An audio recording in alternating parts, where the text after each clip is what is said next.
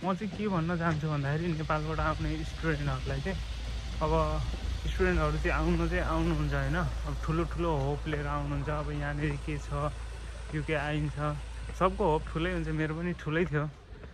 अनि के हुन्छ के हुँदैन, यहाँ जब पाउन, यहाँनिर कोठा पाउन कतिको गाह्रो हुन्छ भने ग्राउन्ड रियालिटी यहाँ आएपछि थाहा हुँदो रहेछ के छ के छैन भनेर। अब साथीहरूको कुरामा चाहिँ अब साथीहरूले त अब एक्चुअल फ्याक्ट कुरा धेरैले भन्दो रहेन। यहाँनिर जब चाहिँ कम्प्लिटली क्राइसिस नै छ अहिले चाहिँ अहिलेको तुलनामा मैले हेर्दाखेरि चाहिँ कम्प्लिटली जब क्राइसिस छ यहाँनिर। पार्ट टाइम नपाएको अब यहाँ 4 महिना 5 महिना भइसक्यो जान इन्टेकमा आउनेहरूले अहिलेसम्म पनि जब नपाएर। तपाईँले जस्तै फेसबुकमा जानुभयो भने यो नेपाली इन द युके भन्ने छ कि ग्रुप, त्यहाँ हेर्न सक्नुहुन्छ कति दुखी छन् स्टुडेन्टहरू, कति तनाव छ मान्छेहरूलाई। यहाँ भने जस्तो सजिलो केही रहेनछ।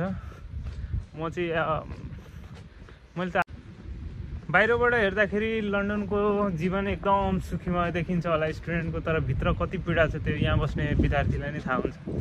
तपाईँ अब यहाँनिर जब पाउन त्यति नै गाह्रो छ। कोठा पनि पाए पनि अब राम्रो घरपेटी पाउन गाह्रो छ। नेपालीहरू अब नेपाली घरपेटी भनेर हुँदैन।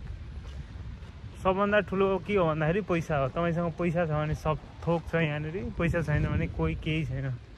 तपाईँको आफन्त पनि यहाँनिर टाइम हुँदैन भेट्ने। यहाँ धेरै नै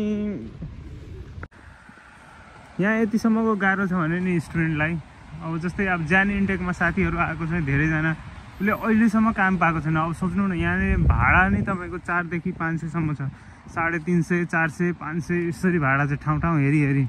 अब त्यो कसरी बियर गर्ने? जब नपाउन्जेलसम्म त मान्छेले घरबाटै पैसा मगाउँछ। यहाँ यतिको गाह्रो भइसकेको छ स्टुडेन्टहरूलाई।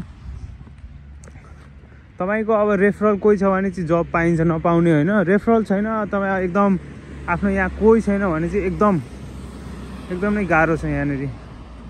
अब सपोज तपाईँको कोही आफ्नो मान्छे छ कतै काम गरिरहेको छ भने उसले रेफर गरिदियो भने अभियसली जागिर एकदम छिट्टो पाइन्छ। तपाईँ नयाँ हुनुहुन्छ, यहाँ कोही छैन तपाईँको, देन तपाईँलाई धेरै नै गाह्रो हुन्छ। यहाँ सर्भाइभ गर्न तपाईँले 1-2 महिनाको ब्याकअप पैसा लिएर आउनै पर्छ। कोठा पनि लिँदा तपाईँले 1 मन्थको डिपोजिट दिएर राख्नुपर्छ। 1 महिनाको भाडा अगाडि नै डिपोजिट दिनुपर्छ।